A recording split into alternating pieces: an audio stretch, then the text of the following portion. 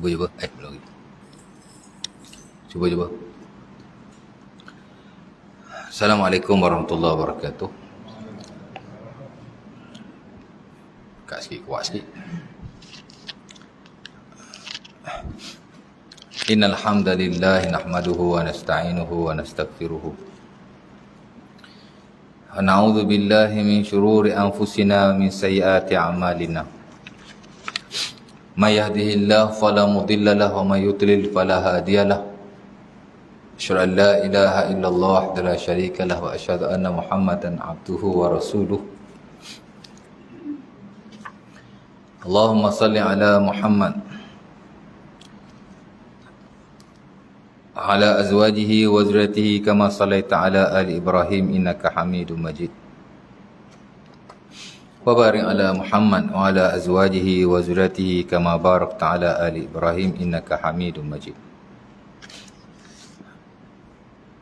Rabbi shrah li sadri wa yassir li amri wahlul 'uqdatam min lisani yafqahu qawli. Amma ba'du.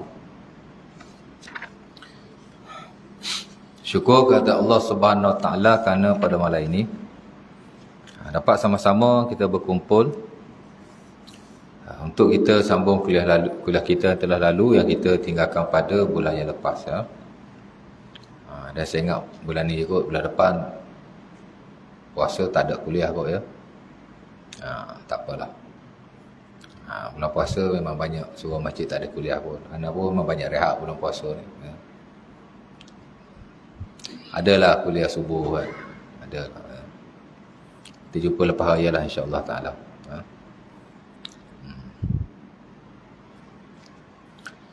Di mana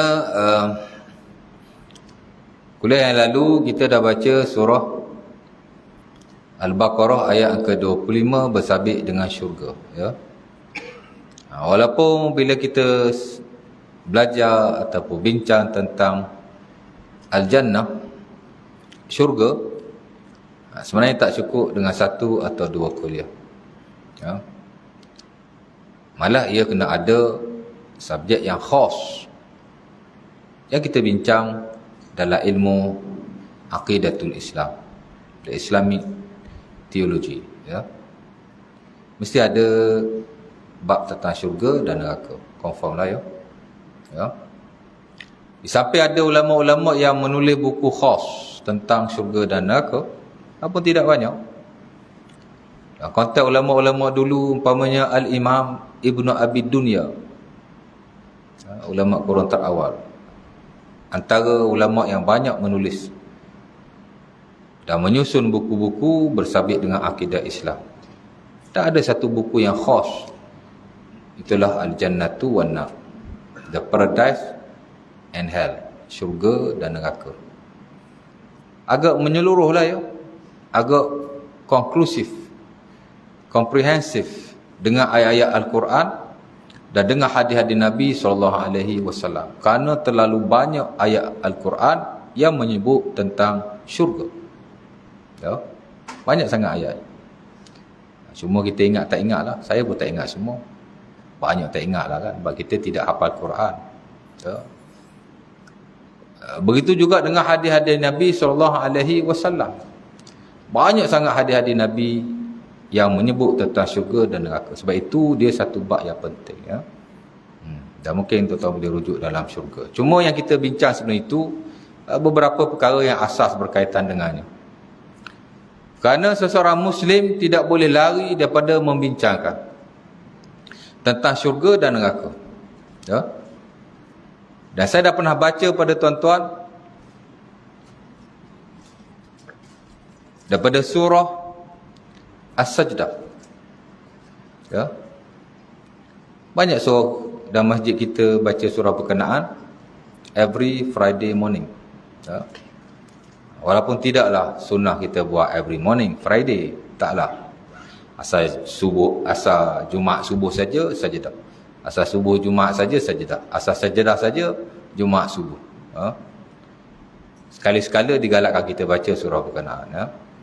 Jangan tak baca langsung, jangan setiap kali subuh pula. Mana adalah waktu-waktu kita baca surah itu ya.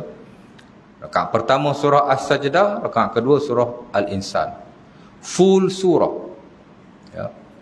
sebaik-baiknya lah, sebaik-baiknya, ya. Tapi boleh je surah Sajdah separuh dibaca rakaat pertama, separuh dibaca rakaat kedua, boleh je. Tengoklah ya. Di mana dalam ayat itu, ayat ke-16 kata Allah, tatajafa junubuhum 'anil madaji'i yad'una rabbahum khaufan wa tama'a wa mimma razaqnahum yunfiqun. Ya. Allah Ta'ala menyebut akan sifat orang-orang yang beriman. Siapa orang yang beriman? Kita lah, insya-Allah Ta'ala, ya. Walaupun iman ni ada tahap-tahap dia, ya. Ya. Tapi termasuklah kita, ya. Di mana kata Allah, orang-orang yang beriman ni bila dia tidur malam, dia tak tidur lama. Tatajafa junubuhum 'anil madaji'i. Dia tak lama dia tidur. Ya. Tak tetap lambungnya. Junubuhum, lambung. Ya, lambung. Perkataan lambung merujuk kepada tidur lah.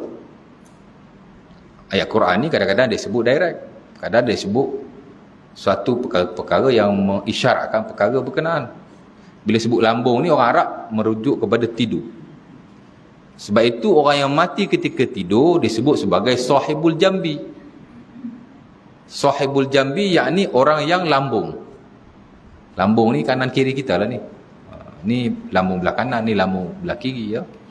Sahibul jambi, orang yang tidur, orang yang berbaring di atas lambungnya, merujuk kepada orang yang mati ketika tidur, ya. Tidur je mati, ada kan, ya? Dulu katanya seorang bekas artis terkenal tu, siapa nama, awak berlakon jadi ahli setan tu, siapa nama, arwah apa nama tu, Azmi kan?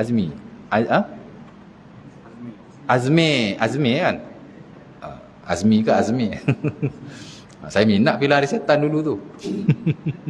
Oh, puas. Pecah kepala atas, telur atas kepala lampas ya. Ke tuan tak tengok ahli setan? Saya tak tengok movie Ustaz. Dulu. Sekarang saya pun tak tengok. Televisyen pun tengok seminggu sekali pun tak tengok tuan. Ya. Tak ada masa nak tengok.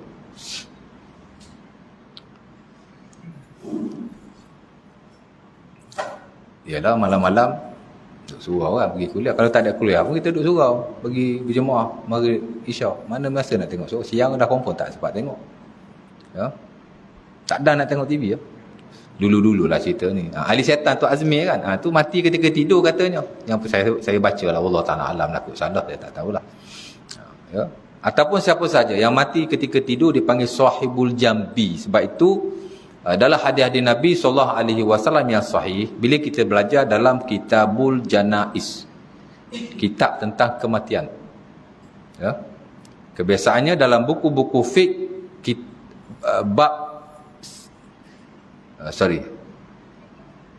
Kitabul Janaiz dibincangkan selepas Kitabus Salah. Selepas kitab semayang, kita ada kitab taharah, kita ada kitab semayang, kita ada Kitabul Janaiz. Sebagai ulama mengasingkan antara Kitabus Salah dengan Kitabul Janaiz.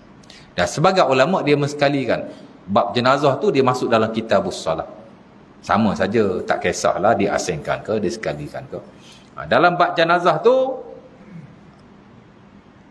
mukaddimah tu memang dibincangkan jenis-jenis orang yang mati. Ada yang mati husnul khatimah, ya, semua orang nak mati husnul khatimah. Allahumma khtim lana bi husnil khatimah wala takhtim alaina bisu'il khatimah. Ada selalu kita doa macam tu kan. Saya tak pastilah doa itu adakah ia berasaskan kepada hadis Nabi SAW secara spesifik lafaz itu, tapi memohon kepada Allah agar dimatikan dalam husnul khatimah adalah satu galakan dalam syarak, amat-amat digalakkan, ya. Kalau ada lafaz Rasulullah itu lebih baik, tapi kalau tidak ada, mintalah kepada Allah dengan mana-mana lafaz, as long as kita minta mati yang baik, husnul khatimah, ya. Di situ kita bincang husnul khatimah dan su'ul khatimah, mati yang baik, mati tidak baik. Antara mati yang baik adalah mati syahid, ya. Dan antara kelebihan umat Nabi Muhammad SAW, lari sikit ya. Pasal saya rasa itu idea penting juga. Antara kelebihan umat Nabi Muhammad SAW ialah Allah Ta'ala memperbanyakkan jenis-jenis orang yang mati syahid. Ya.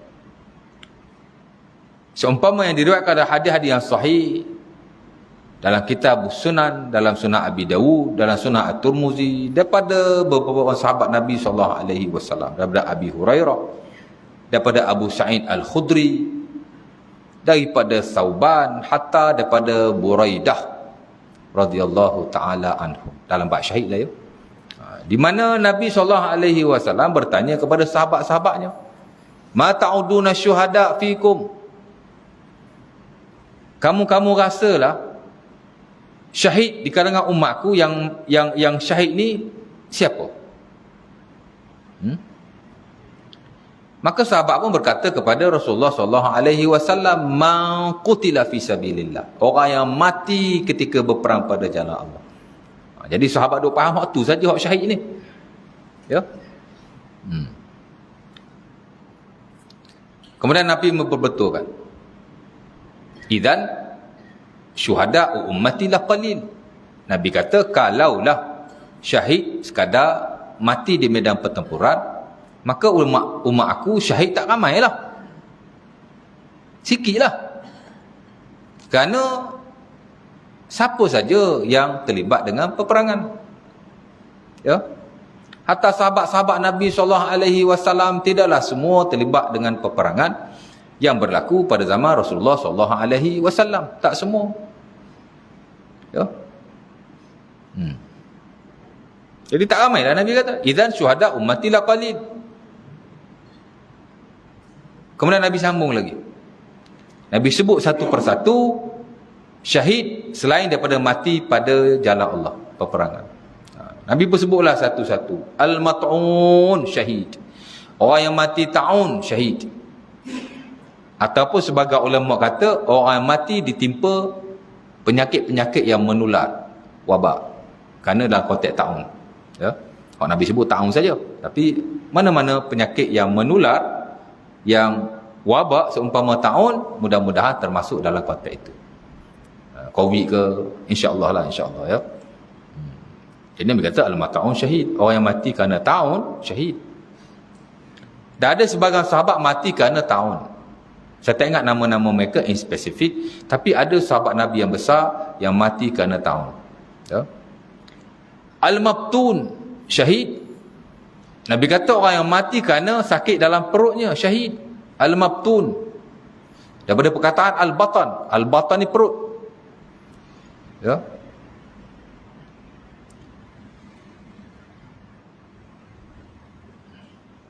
Dan sebagian kata yang mati kerana penyakit organ-organ dalaman, mudah-mudahan termasuk dalam konteks yang sama, ya, dalam kita. Lagi al-ghariq syahid, orang yang mati lemas. Maknanya dia naik perahu tergolek, jatuh, lemas dia. Bukan dia pergi kat sungai, dia terjun kerana nak bunuh diri. Ya. Dulu ada hamba Allah di Penang kan, dia tulis surat, naik motor pergi kat jambatan Pulau Pinang, terjun, boom. Orang baca surat dia, rupanya hutang dia 5,000 je tak dapat bayar. Dia tension, dia ngalung ke apa, wallah ta'ala alam, tapi dia tension kerana tak dapat bayar hutang dia yang hanya beberapa ribu saja, bunuh diri. Kadang-kadang hutang tu tidak banyak, tapi tekanan daripada hutang itu. Sebab tu Nabi ajar kepada kita minta berlindung daripada tekanan-tekanan hutang. Allahumma inni a'udzubika min ghalabatid dain wa ghalabatil adu wa syamatatil a'da. Hadis Imam Tirmizi rahimahullah daripada Abi Hurairah radhiyallahu taala anhu, ya Allah, aku minta berlindung daripada hutang, belenggu hutang, bukan minta berlindung daripada hutang, minta berlindung daripada belenggu, daripada tekanan, daripada kesulitan-kesulitan di atas hutang yang kita lakukan, ya. Ketika tasyahud akhir, Nabi doa, Allahumma inni a'udzubika minal maghrami wal ma'thami, wahai Allah, aku berlindung daripada hutang dan dosa. Maka sahabat bertanya kepadanya, "Ya Rasulullah." Hadis ini dalam Sahih Muslim daripada Aisyah radhiyallahu taala anha. Sahabat tanya, "Wahai Rasulullah, kenapa kamu banyak berlindung daripada hutang? Belenggu hutang seumpama ini?" Nabi kata, "Ar-rajulu idza gharima kadhiba wa idza wa'ada akhlafa." Orang yang berhutang ni ada keburukannya, antaranya ialah bila dia bercakap dia akan tipu. Janji nak bayar hari ni, tak bayar-bayar. Janji nak bayar minggu depan, tak bayar-bayar. Biasa dia akan tipu. Kebiasaannya lah. Ar-rajulu idza gharima kadhiba. Orang ni bila dia berhutang, biasa dia akan tipu. Ya. Kadang-kadang nak berhutang tu tipu dah. Kan? Japis slip lah. Dulu-dulu lah kot sekarang ada, saya tak tahulah. Itu dia panggil jenayah ya, jenayah kuala putih. Ya. Jenayah dalam finance. Ya. Saya sekarang buat PhD dalam bidang finance. Saya minta tuan-tuan doa lah kalau saya mudah-mudahan dapat habiskan. Ya. Baru semester pertama ikut orang pergi kursus. Ya. Minggu lepas pergi kursus 2 hari. Tapi dekat hotel lah. Tengok sekolah-sekolah muamalah kita berbincang tentang isu wakaf, bagaimana nak dibangun dan dikembangkan ya, di Malaysia. Ya. Kita ingat ekonomi hanya boleh berkembang dengan harta-harta ataupun dengan kegiatan-kegiatan muamalah yang bersifat tijari, perniagaan, banking atau seumpamanya. Rupanya harta-harta yang bersifat tabarruk, sedekah juga boleh dikembangkan ya. Boleh dibina ekonomi yang baik. Wakaf umpamanya. Banyak wakaf-wakaf terbiar tuan-tuan. Apa nak buat ni? Singapura dah maju dari sudut wakaf. Mereka bangunkan. Tanah-tanah wakaf dah ditukar kepada bangunan-bangunan. Ya. Kerana mereka melihat kepada maqasid wakaf. Wakaf ni bukan sekadar ibadat. Tapi maqasid. Itulah membantu orang-orang Islam. Kalau wakaf tak dapat membantu orang-orang Islam, maka tak tercapai maqasidnya, matlamatnya. Ya. Dia ambil prinsip dalam mazhab Hanafi. Ya. Dia tukar ganti wakaf istibdal dilakukan dengan baik sekali. Ya. Tapi mereka pun ambil sekolah kita juga. Katanya mereka rujuk ya, Profesor Daud Bakar lah ya. Kita punya ketua di Majlis Penasihat Syarah Bain Negara. Singapura pun ambil manfaat daripada sekolah muamalat kita, ulama muamalat kita. Ya. Kadang-kadang kita tak rujuk dia kan. Ha? Dia ada program di televisyen, Al-Hijrah ke Oasis. Saya pernah tengok 2 kali. Ha? Duit anda ke apa? Ini cerita tahun lepas lagi lah. Ha? Negara luar ambil manfaat daripada ulama kita. Kita tak nak dengar cakap ulama kita. Kan? Cakap Islamic finance ni backdoor riba lah ya. Dengan Umar Hussein. Umar Hussein tu dia ulama akhir zaman. Dia bukan pakar muamalat. Ya. Balik pada yang tadi ya. Apa tadi? Saya pergi siapa yang Umar Hussein pula. Marah ni peminat-peminat Umar Hussein.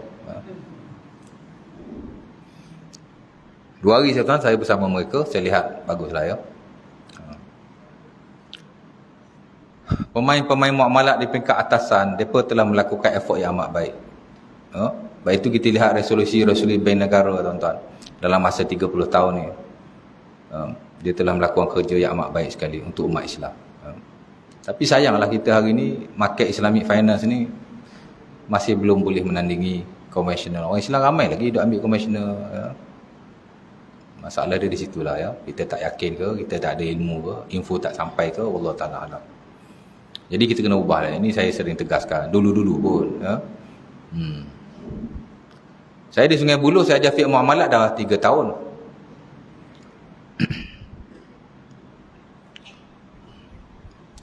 Cuma banyak surau masjid saya ajar fiqh ibadat lah ya. Tak apalah. Adalah sikit idea. Ya. Balik daripada yang tadi. Apa tadi nak cakap tadi? Kat mana Syah? Nabi Muhammad doa. Doa apa? Minta belenggu hutang dia. Nabi kata ar-rajulu idza gharima kadhiba wa idza wa'ada akhlafa. Kalau dia bercakap dia dusta, bila dia berhutang dan bila dia berjanji dia akan memungkiri janjinya. Ya.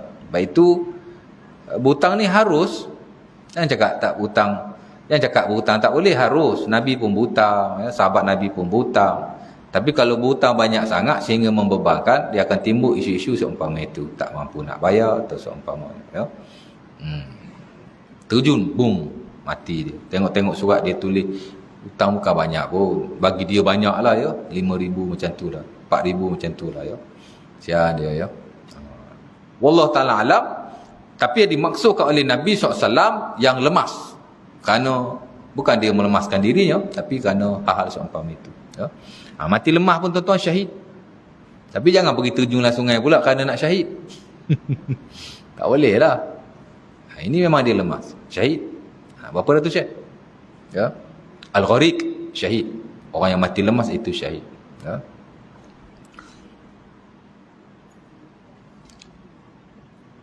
Perempuan yang mati kerana beranak, ya. Al-mar'atu yaqtuluha waladuha. Nabi kata perempuan yang dibunuh oleh anaknya, yang ni mati ketika beranak, maka adalah syahid. Ataupun hal-hal seumpama itu, mati ketika mengandung, mudah-mudahan termasuklah konteks yang sama. Jadi Nabi sebut sekurang-kurangnya ada 10 syahid yang lain selain daripada mati fi sabilillah. Salah satu juga Nabi sebut ialah sahibul jambi, orang yang mati ketika tidurnya, ya. Tapi jangan minta dengan Allah pula, ya Allah matikan aku dalam tidur, ya kan. Tapi ada orang yang mati begitu, ya. Mati dalam tidur juga adalah syahid, sahibul jambi, ya. Mati kerana lambungnya, yakni mati kerana tidurnya. Ada orang mati kerana tidur. Sebab itu sebaik-baik tidur ialah kita tidur dengan berzikir kepada Allah Subhanahu Wa Taala. Tapi dengan zikir yang warid dalam syarak lah, ya, jangan zikir yang merepek-repek pula, kan. Hu 100 kali, hu. Dia kata hu nama Allah, atau ke ada nama Allah juga, ya. Subhanallah, ya. Tak tahulah apa nak jadi.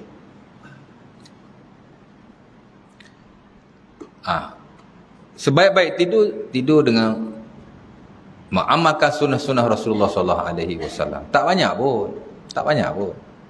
Zikir-zikir pada waktu yang khusus sebenarnya tidak ada yang banyak. Zikir masuk masjid, zikir keluar masjid, zikir masuk tandas, zikir keluar tandas, zikir makan, sebelum makan, selepas makan, zikir naik kenderaan, zikir itu, zikir ini, dalam specific circumstances. Mana ada yang panjang-panjang, pendek-pendek saja.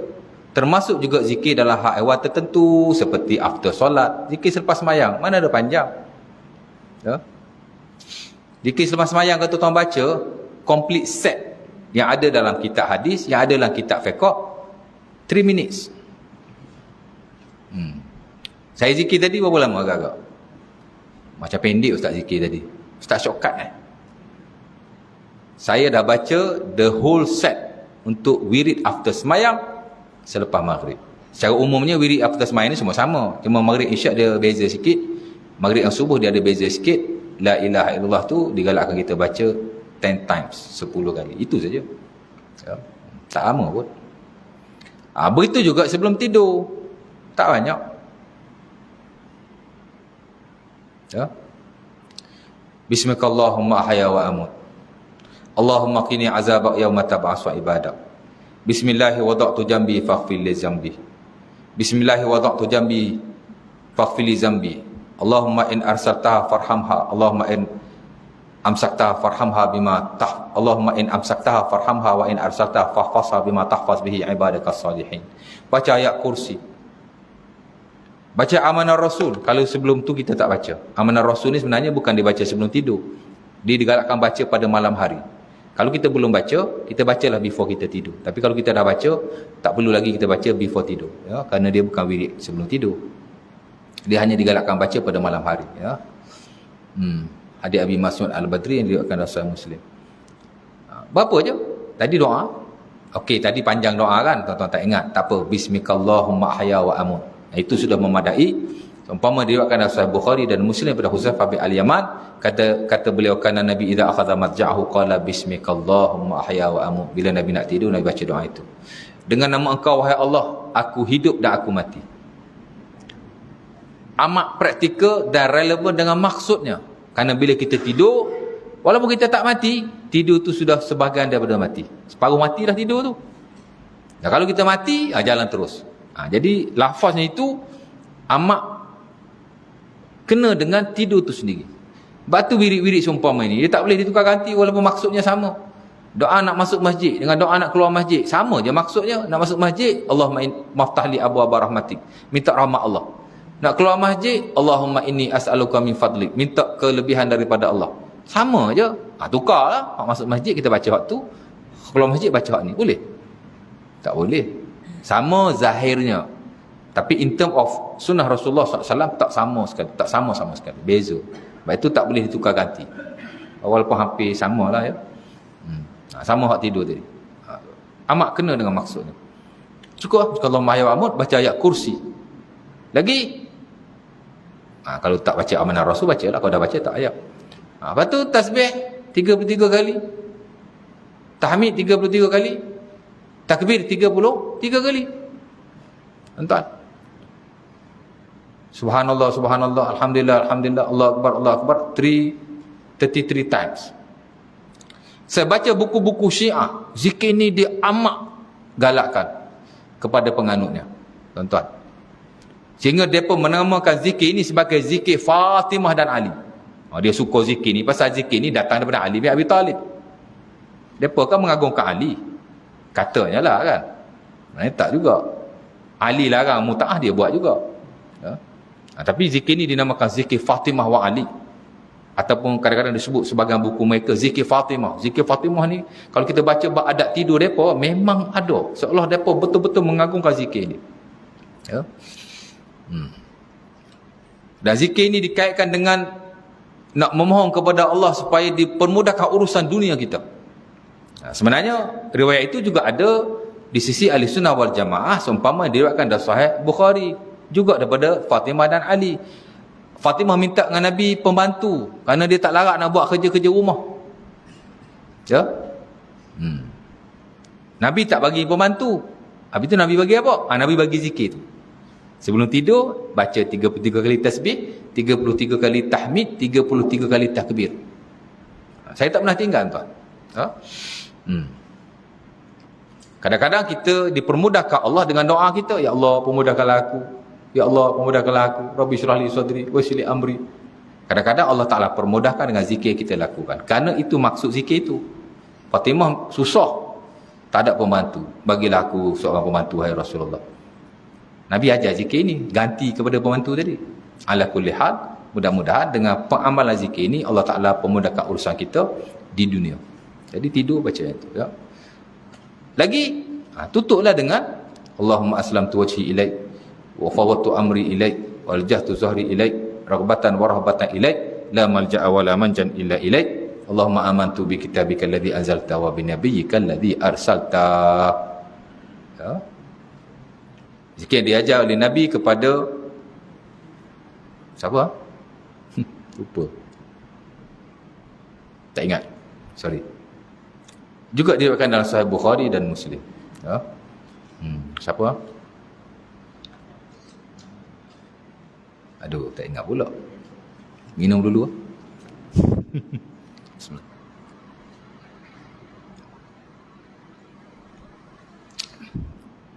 Mari lupa. Penat kot. Saya daripada subuh tadi lagi. Pergi Kelang, balik. Pergi lagi Kelang, balik. Pergi Sungai Besi, pergi Kajang. Ini daripada Kajang ni. Baju pun pinjam baju adik ipar dengan kain sarung. Kalau dia tak ada baju Melayu, tadi saya datang malam ni, saya pakai seluar tracksuit dengan t-shirt. Boleh? Boleh je mengajar kan? Bukan baju yang nak mengajar, ustaz yang nak mengajar. Tapi saya tak ada imam lah. Takkan nak ada imam pun pakai t-shirt, malu lah. Pinjam baju oren lah. First time lah semua hidup pakai baju oranye macam ni. Ada juga jubah oranye saya tu, tapi kuning-kuning sikit. Ni oranye betul ni. Ni macam ya. Ingat tadi nak monting, tapi tak apalah. Datang jugalah. Jadi tak banyak tuan. Kalau tuan-tuan baca yang itu, saya ingat sama juga. Within 3 minutes. Dalam 3 minit saja. Kemudian tidur ke arah kiblat, letak tangan kanan kita di bawah pipi kita. Tidur miring ke arah kiblat, di bawah lambung kanan. Secara saintifiknya, tidur secara melentang tak bagus untuk tulang belakang. How do you know, Ustaz? Because I got problem in my spine. Last year saya buat operation tulang belakang. Memang saya tidak dinasihatkan supaya tidur melentang. Rupanya tidur melentang ni tidak bagus for your spine, untuk tulang belakang kita. Ya.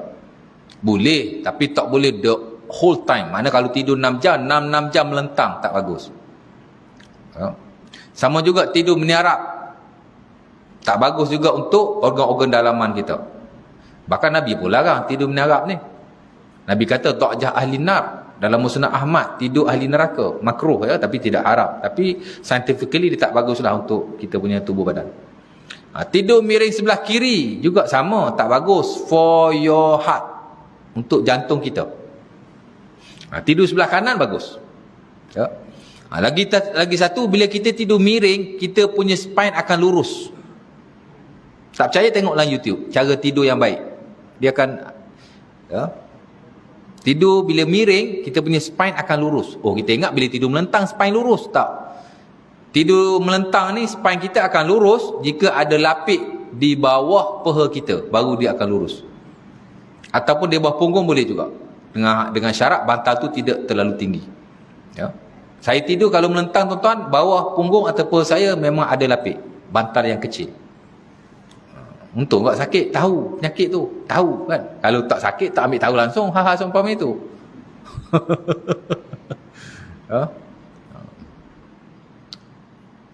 Tapi miring dia bagus untuk spine, dia lurus belah kanan. Kalau belah kiri tak baik untuk jantung, kita tindih jantung kita. Jadi belah kanan ni bagus. Jadi sunnah Nabi scientifically ada kebaikannya ya. Jadi tidur itu. Dan yang bagusnya Nabi kata, bila kamu berwuduk, bila kamu tidur di atas lambung yang kanan, meletakkan tangan kananmu di bawah pipimu. Saya tak pastilah kenapa, tapi miring kanan lah ya, menghadap ke arah kiblat. Kemudian baca beberapa wirid yang tak banyak pun. Fa'imutta alal fitrah. Itu dia punya kepentingan dia. Kalau kamu mati, kerana sahibul jambi tadi, boleh jadi mati ketika tidur. Nabi kata, kamu mati dalam iman, kamu mati dalam Islam, kamu mati dalam fitrah. Fitrah ni ialah Islam, iman. Ya. Diampunkan oleh Allah Subhanahu Wa Taala, insya-Allah taala. Jadi kita buatlah itu ya. Sebab kita tak tahu kok tidur mati terus ke. Ya. Janganlah sebut mati banyak sangat ustaz.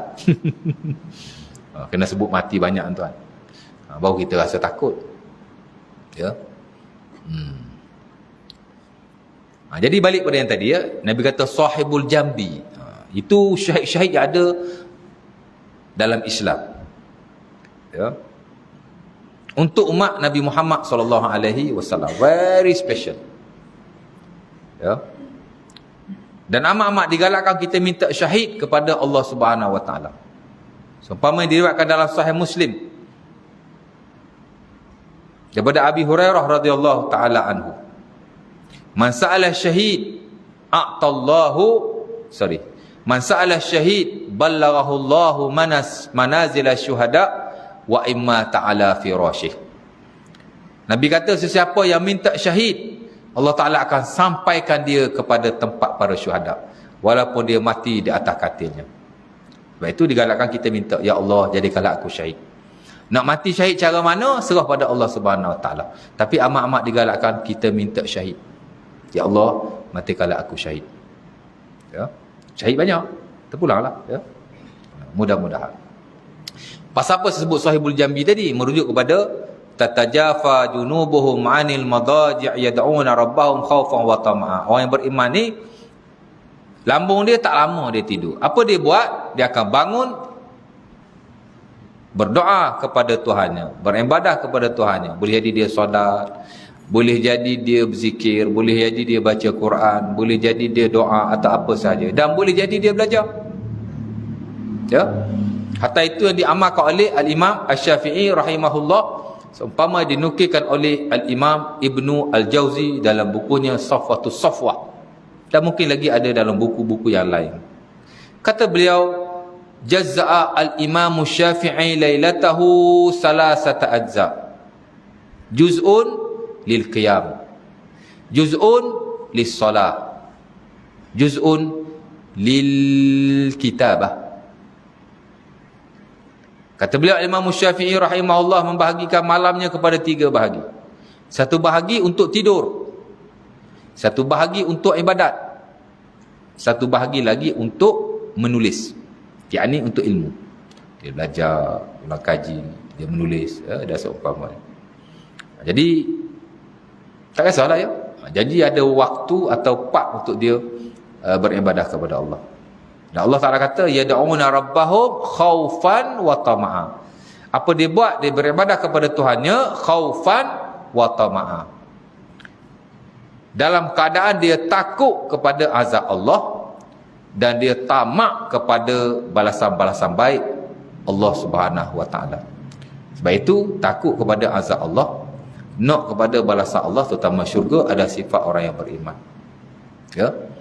Dan kita telah belajar tentang definisi syurga, tentang nikmat-nikmat dalam syurga, tentang nama-nama syurga dan beberapa perkara yang berkait dengan syurga beberapa kuliah yang lalu. Saya ada 3 kuliah kot, saya rasa lah ya, Allah Ta'ala alam. Yang mana semua yang saya terangkan pada tuan-tuan sebenarnya hampir kesemuanya tidaklah fardu ain, fardu kifayah saja. Oh, saya tak tahu ustaz nama-nama syurga, berdosakah saya? Tidak, insya-Allah Ta'ala. Ya. Yang saya tahu syurga je. Nama syurga yang paling basic Al-Jannah pun tak tahu. Tak berdosa insya-Allah, kerana dia bukan fardu ain. Ya. Apatah lagi kalau dia tidak mengetahui nama-nama yang lain, tak tahu nama syurga ni Firdaus. Dulu saya ajar kan nama syurga Firdaus. Minta, ya Allah berilah aku Firdaus. Itu digalakkan dalam syarak. Sunnah Nabi minta Firdaus. Ya. Allahumma inni as'aluka al-Firdaus. Arab lah. Minta Melayu lah. Wahai Allah berilah aku Firdaus. Wahai Allah berilah aku Firdaus. Bukan Firdaus orang. Firdaus syurga tu. Ya. Pasal dia syurga yang tertinggi saya ajar itu kan. Kalau nak munajat pada Allah pun, munajat dengan meminta Firdaus. Jadi kalau ada zikir munajat, ilahi lastulil firdausi, tukar. Ada kata boleh, ada kata tak boleh. Ambil hak Nabi direct, tak ada orang kata tak boleh. Ya Allah berilah aku Firdaus. Ya.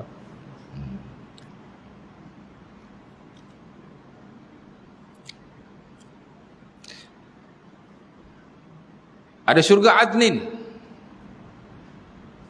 Tak tahu? Tak apa. Ada syurga yang bernama Al-Ma'wa. Ada syurga yang bernama Ma'adu Sidqin. Ada syurga yang bernama macam-macam. Ada 10 nama saya bagi tahu kan. Ataupun kita tak tahu jenis-jenis syurga. Nabi kata ada syurga daripada zahab, daripada emas. Saya tak tahulah ustaz. Baru tahun ni umur 60 tahun. Berdosakah saya? Tidak berdosa sama sekali. Kerana ia bukan fardu ain. Ya. Oh, ada syurga daripada emas ya? Ya. Bahkan pakaian-pakaian kita di hari kiamat ialah emas. Sebab tu orang lelaki kat dunia tak boleh pakai emas. Sesiapa yang memakai emas di dunia, dia akan diharapkan di akhirat nanti. Fa innahu libasukum fil akhirah wa libasuhum fid dunya. Nabi kata pakaian emas bagi kamu di syurga nanti, bukan kat dunia. Dunia ni pakaian untuk orang-orang kufar. Ya. Dosa besar tuan ya, pakai emas ya. Orang lelaki lah, perempuan tak apa.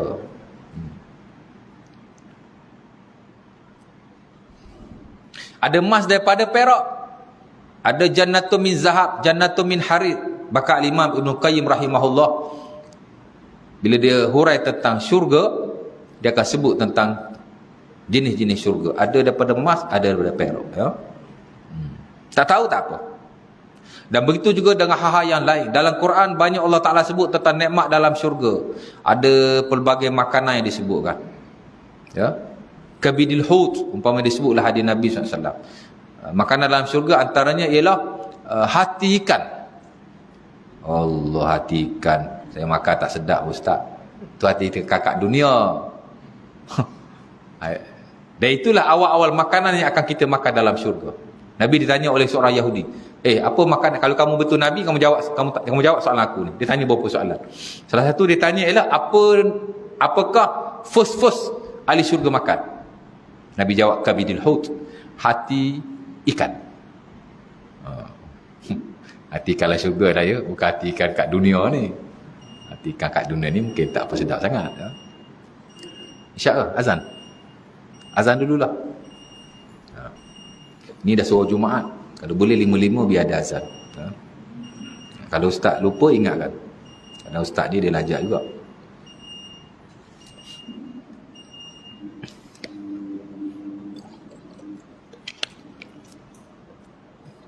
Bismillah.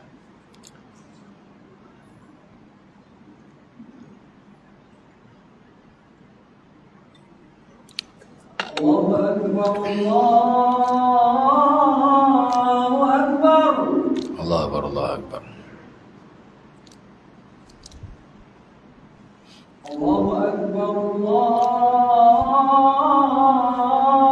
Akbar. Allahu Akbar, Allahu Akbar. Asyhadu an la ilaha illallah. Asyhadu an la ilaha illallah. Asyhadu an la ilaha illallah.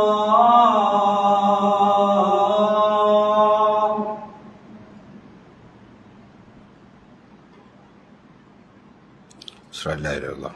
Asyhadu anna Muhammadar Rasulullah. Asyhadu anna Muhammadar Rasulullah. Asyhadu anna Muhammadar Rasulullah. Asyhadu anna Muhammadar Rasulullah. Hayya 'alas salah.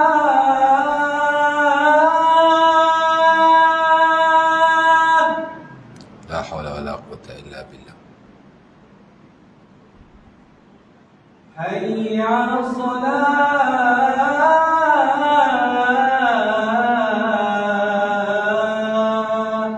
La haula wala quwwata illa billah. Hayya 'alal falah.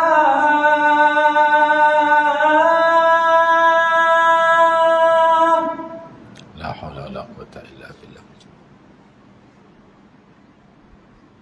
Hayya 'alal falah.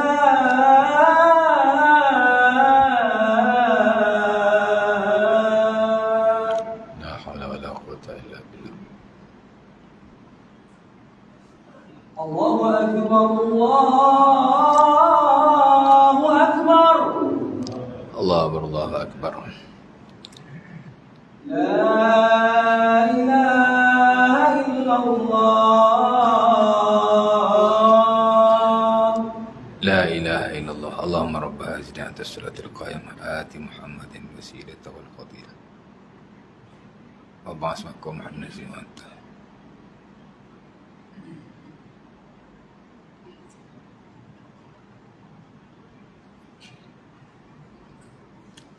Allahumma inni as'aluka al-'afiyah fid dunya wal akhirah. Allahumma inni as'aluka al-'afiyah fid dunya wal akhirah. Baik, begitu juga dengan minuman. Dalam syurga akan minum madu, al-asal, akan minum al-laban, susu, akan minum al-khamru, arak. Arak minum dalam syurga pasal kat dunia tak boleh. Sama juga. Pasal arak tu akan diminum di syurga nanti. Kat dunia tak boleh ya. Lagi pula dia merosakkan akal. Haram secara sepakat para ulama. Ada nas Quran ya. Surah Al-Ma'idah ayat ketiga memang Allah Ta'ala haramkanlah innamal khamru. Macam ayat tu tak apalah, saya baca lain kali. Jadi ada makanan-makanannya, ada minumannya. Saya tak tahu Ustaz, makanan dalam syurga apa? Berdosakah saya? Tidak berdosa. Ya? Tapi kalau tahu lagi bagus. Oh, mentang-mentang tak fardu ain tak payah belajar lah. Belajar juga, tapi tidaklah wajib untuk kita belajar satu persatu tentang hak awal syurga. In spesifik, ya, tidaklah fardu ain. Dan begitu dengan hal-hal yang lain, banyak lagi nikmat-nikmat dalam syurga. Apa nikmat tertinggi dalam syurga? Bukan makan, bukan minum, bukan hal yang lain. Nikmat tertinggi dalam syurga ialah melihat Allah Subhanahu Wa Taala. Ya. Itulah nikmat tertinggi dalam syurga, ya.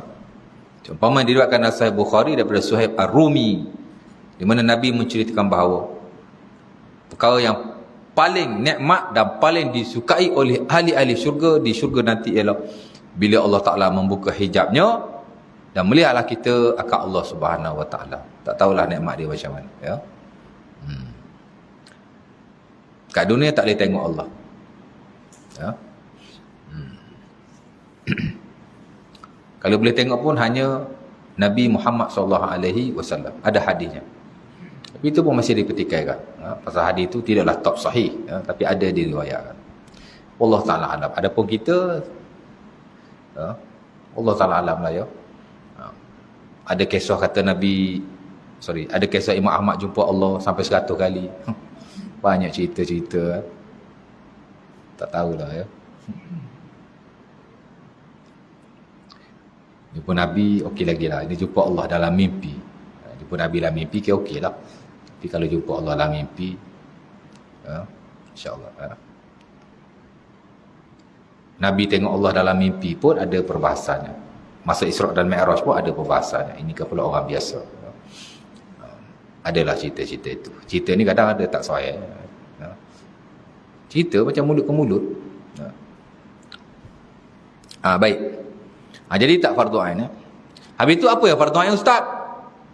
Yang dituntut dan yang wajib ke atas kita bersabit syurga ialah beriman akan kewujudannya. Aku beriman bahawa Allah Subhanahu Wa Taala menciptakan syurga dan dia telah ada. Itu yang wajib. Yang kedua ialah wajib kita berusaha untuk mendapatkannya. Dua tu je. Pertama beriman. Tak beriman dengan syurga, kafir, kharaja anil millah. Sepakat para ulama. Kufurlah dia, kafirlah dia, terkeluar daripada Islam. Kalau tak beriman lah, ya. Ada ke orang Islam yang tak beriman? Ada. Dia kata dia Islam lah. In fact, hakikatnya dia telah terbatal imannya.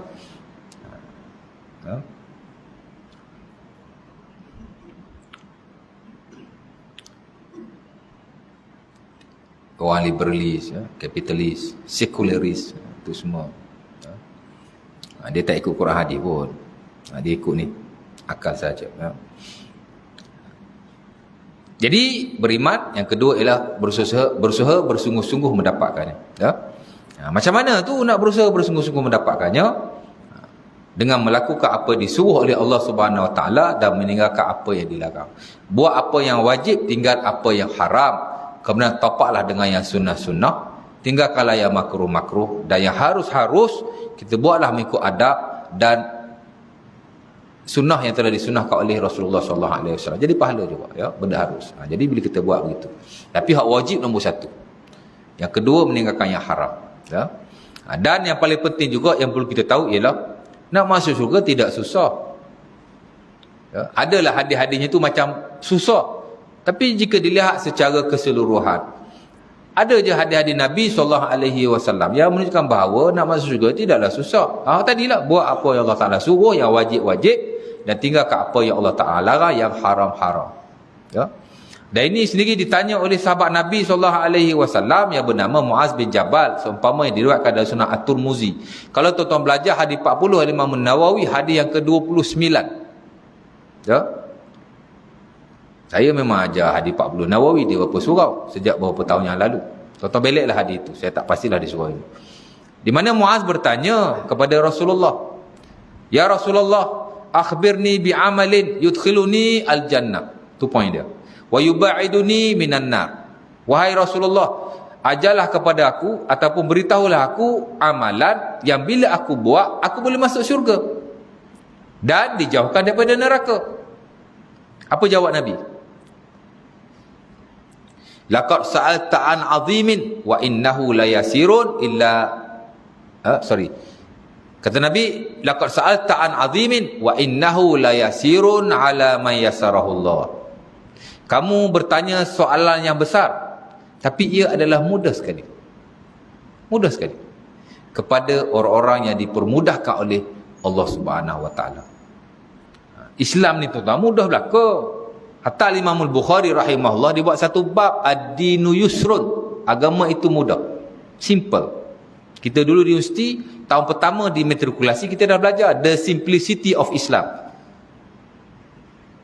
Mudahnya Islam, ya. Jadi Nabi kata ia amat mudah sekali, yasir, very simple, very easy, itulah maksudnya. Ala ma yasarahullah, ke atas orang yang dipermudahkan Allah. Jadi kalau benda tu mudah, habis kalau Allah Ta'ala tak permudahkan, susah juga. Macam semayang, mudah je semayang ni. Tapi bagi orang yang tak nak semayang, berat tak? Puasa mudah je. Itu je satu dah puasa lah. Tapi ada orang 60 tahun tak puasa-puasa lagi. Berat sungguh bagi dia nak puasa. Padahal sihat walafiat pun. Bagi dia berat. Adalah orang-orang yang diberatkan oleh Allah Subhanahu Wa Taala kerana sikap dia sendiri. Bukan salah Allah. Tapi secara ringkasnya Nabi kata mudah saja. Jika dipermudahkan oleh Allah. Apa dia? Ta'budullah la tusyrik bihi syai'an. Kamu sembahlah Allah, jangan kamu syirik kepadanya. Dulu kita bincang ayat yang ke-21. Perintah pertama dalam Quran ialah menyembah Allah dan jangan mensyirikkannya. Nombor 1. Wa tuqimus solah, kamu semayang 5 waktu. Wa tasumu Ramadan, kamu puasa Ramadan. Wa tahujjul bait in istata'ta ilaihi sabila, dan kamu haji jika kamu mampu pergi kepadanya. Cukup. Nabi tak sebut yang lain-lain, walaupun dalam Islam banyak ibadah-ibadahnya. Hatta semayang sendiri banyak semayang-semayangnya. Ada lot of prayers, ada berbelah-belah jenis, bukan berbelah-belah, berpuluh-puluh jenis semayang. Tapi yang Nabi sebut semayang 5 waktu saja. Ada berbelah-belah jenis semayang, puasa. Ada puasa yearly basis setahun sekali, ada puasa monthly basis sebulan sekali, ada puasa weekly basis seminggu sekali, ada puasa hari-hari. Buka sehari, puasa sehari. Buka sehari, puasa sehari. Dia itu panggil fasting on the daily basis. Ini kita belajar bab puasa dah ya. Nabi tak sebut tu. Nabi sebut puasa Ramadan saja. Jadi puasa Ramadan cukup. Dan Nabi sebut haji. Ya. Dan bila kita lihat dalam hadis yang lain pun sama juga. Dalam hadis Talha bin Ubaidillah dalam Sahih Bukhari. Bila Nabi kata nak masuk syurga, buat hak ni saja. Sahabat tu kata la azidu ala haza wala ankus. Aku nak buat hak ni saja. Hak wajib ni saja. Nabi kata man sarrahu an yanzur ila rajulin min ahli jannah falyanzur ila hadzal rajul. Siapa yang nak lihat ahli syurga, kamu tengok orang ini. Mana buat hak basic-basic ni pun tuan-tuan, sudah boleh melayakkan kita untuk masuk syurga Allah Subhanahu Wa Taala. Ya. Semayang 5 waktu, puasa di bulan Ramadan, ya. Dah hak tadilah ya. Sunat-sunat tak buat, tak ada masalah sama sekali. Dan dia tidak menjejaskan ibadah-ibadah fardu tadi. Jangan kata pula siapa-siapa yang tak semayang sunat-sunat rawatib, semayang fardu dia bermasalah. Ataupun Allah Ta'ala tak terima semayang fardu dia. Allah waliyazubillah. Ataupun dia kata semayang fardu akan tak berkat atau seumpamanya. Tidak sama sekali. Kalau betul buat main dalil. Ataupun jika dia kata siapa-siapa yang tak semayang sunat setahun, walaupun sekali, semayang puasa Ramadan dia tak berkat. Main dalil. Tak ada kena-mengena. Saya ingat dia keliru antara sunnah ibadat dengan ibadat sunnah. Sunnah ibadat, yes. Kalau kita tidak melakukannya, dia memberi kesan kepada ibadah itu. Dari sudut kesempurnaannya. Tapi kalau ibadah sunnah tak buat, dia tak menjejaskan ibadah fardu. Contoh, kita semayang. Dalam semayang ada yang fardu, ada yang sunnah. Kalau kita tak buat sunnah-sunnah ni tuan-tuan, memang kesempurnaan ibadah fardu dia terjejas. Kita semayang, baca Fatihah saja, surah lazim tak baca. Kita rokok tak baca apa-apa, diam aja, tak baca subhana rabbiyal azim. Ya? Kita tak buat sunnah-sunnah ada puluh-puluh tu. Semayang kita okey, tapi dia kekurangan dari sudut kesempurnaannya. Menurut hadis-hadis Nabi SAW, ya. Samalah dengan puasa dah sama. Tapi kalau ibadah sunnah, tadi sunnah ibadah lain. Kalau ibadah sunnah, dia tidak menjejaskan yang fardu. Tapi tak dinafikan dia akan membantu yang fardu. Membantu yang fardu. Sebab esok-esok Allah Subhanahu Wa Taala akan cek ibadah-ibadah fardu. Jika ada kekurangan, ibadah-ibadah sunnah ini dia akan menampung ibadah-ibadah fardu yang kita lakukan. Contohnya dia akan ada sunnah Abi Dawud, sunnah Turmuzi, daripada Abi Hurairah, daripada Abdullah bin Sa'd, di mana Nabi kata esok pada hari kiamat, jika berlaku kekurangan dalam ibadah fardunya seperti solat, Allah Ta'ala akan berkata, unzuru ila abdi haza hallahu min tatawwu. Wahai malaikat, lihatlah hamba-ku ini, ada tak ibadah-ibadah sunnah yang dia lakukan? Maka ditampungkan ibadah fardu tadi dengan ibadah-ibadah sunnah berkenaan. Itu saja. Tapi dia tidak memudaratkan ibadah fardu itu sama sekali. Ya. Jadi kalau kita kata puasa di bulan Ramadan, kalau kita tak puasa sunat dalam setahun tu, dia menjejaskan. Saya rasa tidak benar sama sekali. Ya. Tapi kalau puasa sunat itu lebih baik, ya, lebih baik, kita tak nafilah, ya. Jadi nak cerita begitu. Maka kita bersungguh-sungguhlah melakukan apa yang Allah Ta'ala suruh, meninggalkan apa yang Allah Ta'ala larang. Dan kita doalah kepada Allah Subhanahu Wa Ta'ala. Doa minta syurga ni last, ya, ada dua. Satu doa pada waktu-waktu yang khusus. Bila? Sebelum salam. Saya dah ajar dulu. Saya baca hadis Abi Saleh yang diriwayatkan dalam Sunan Tirmizi dan Abi Daud. Allahumma inni as'alukal jannah wa a'udzubika minan nar. Wahai Allah, aku minta syurga dan aku minta jauh daripada neraka. Before salam, baca doa itu. Walaupun tidak selalu, tapi sekali-sekala. Saya every time saya semayang, saya akan baca doa itu, ya. Kerana dia waktu yang digalakkan. Spesifiknya waktu itu. Waktu yang lain, qiyamul lail pun sama. Antara waktu yang digalakkan untuk kita minta syurga kepada Allah, ya. Kemudian kita mintalah secara umum pada bila-bila masa di mana sahaja, ya. Bahkan Aisyah radhiyallahu taala anha dalam Musnad Ahmad, bila dia minta Nabi ajarkan kepadanya doa, Nabi ajar kepadanya doa, Allahumma inni as'alukal jannah wa ma yuqarribu ilaiha min qawli wa amal wa a'udzubika minan nar wa ma yuqarribu ilaiha min qawli wa amal. Wahai Allah, aku minta syurga dan apa-apa yang mendekatkan diriku kepadanya, sama ada kata-kata, sama ada amalan, dan aku minta jauh daripada neraka apa-apa yang mendekatkan kepadanya dengan kata-kata dan juga dengan amalan, ya.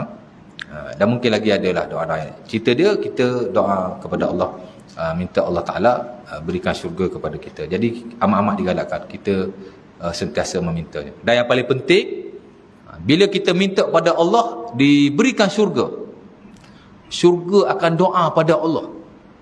Seumpama yang diriwayatkan dalam Musnad Ahmad daripada siapa, ya? Aisyah radhiyallahu taala anha, di mana Nabi SAW berkata, bila kamu minta syurga 3 kali, ada riwayat 7 kali, ya Allah beri aku syurga, ya Allah beri aku syurga, ya Allah beri aku syurga, Allahumma inni as'alukal jannah, Allahumma inni as'alukal jannah, Allahumma inni as'alukal jannah. Nabi kata syurga akan berkata, syurga akan turut berdoa, Allahumma adkhilhul jannah, wahai Tuhan, berilah dia syurga. Oh, hebat. Kita minta dengan Allah, syurga pun doa juga pada Allah, ya. Banyak tempat saya bagi tahu, ramai tak tahu benda ni, ya. Adalah hadisnya dan disebut oleh para ulama dalam buku-buku mereka bila mereka sebut tentang syurga. Dan Nabi kata benda yang sama, jika kamu minta berlindung daripada neraka 3 kali, ada riwayat 7 kali. Ya Allah, jauhkanlah aku daripada neraka. Ya Allah, jauhlah aku daripada neraka. Ya Allah, jauhlah aku daripada neraka. Ya. Allahumma inni a'udzubika minan nar. Allahumma inni a'udzubika minan nar. Allahumma inni a'udzubika minan nar. Neraka juga akan berdoa kepada Allah pada waktu itu. Allahumma ajirni minhu, ataupun Allahumma ajirhu minan nar. Wahai Allah, jauhkanlah dia daripada aku, ataupun jauhkanlah dia daripada neraka. Neraka pun doa juga untuk kita. Masya Allah, ya. Sebab itu amat-amat digalakkan every day, all the time, mintalah pada Allah supaya diberikan syurga dan dijauhkan daripada neraka. Sebab kita nak kena ingat, kita amat-amat bergantung kepada rahmat Allah Subhanahu Wa Taala.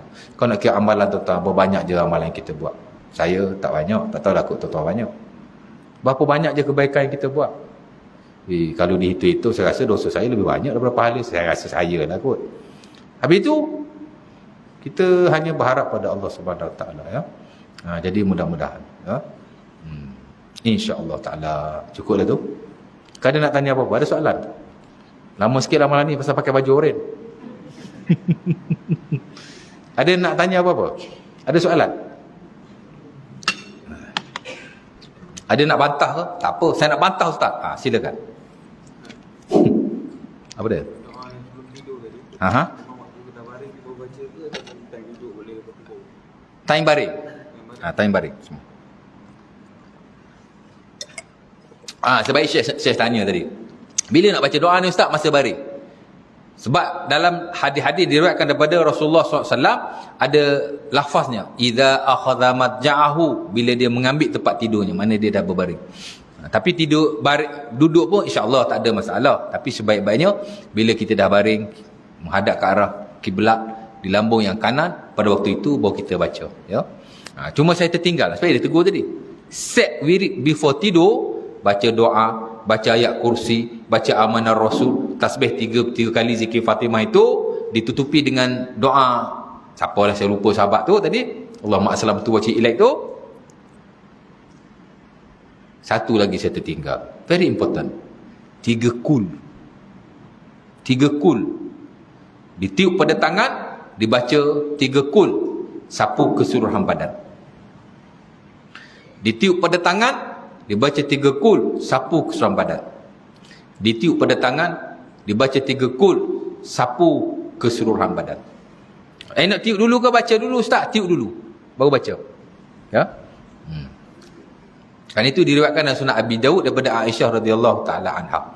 Ada juga riwayat baca dulu baru tiup, tapi itu dalam bab sakit. Tapi dua-dua tu mana-mana pun boleh, tapi amat-amat digalakkan ataupun lebih digalakkan kita tiup dulu, lepas tu baru kita baca, menasapu ke seluruhan badan. 3 kul tu amat penting sekali. Sehingga Nabi SAW bila nak meninggal tak mampu nak buat, siapa yang buat untuknya? Aisyah radhiyallahu taala anha. Dia tak boleh nak buat, isteri dia buat. Menunjukkan bahawa betapa pentingnya sunnah itu. Penting sekali, ya. 3 kul, ya. Jadi jangan tinggallah kalau boleh, insya-Allah taala. Mudah-mudahan kalau kita mati dalam tidur, kita mati dalam iman. Mudah-mudahan tak mati juga. Tapi tak tahulah, ya. Yang penting kita tutup dengan doa itu, insya-Allah taala. Jadi tak panjang wirid, sikit saja, ya. 3 minutes boleh settle. Yang penting kita amal lah yang itu, ya. Mudah-mudahan. Ada soalan lagi? Cukup itu, ya. Aku liqaul azab. Ada nak tanya? Ada muslimat nak tanya. Jarang-jarang muslimat tanya ni. Mungkin sebab pakai baju oren kot. Ya. Ya.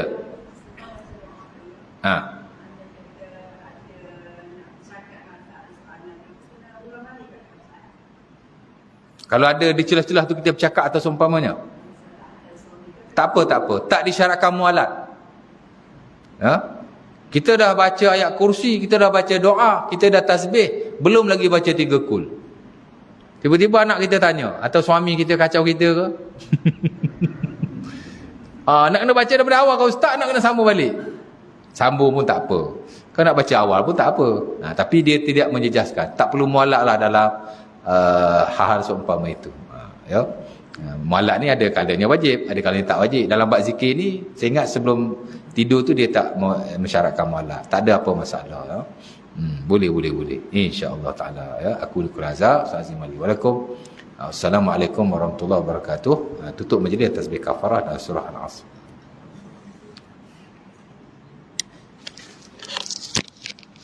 Boleh saya, ya.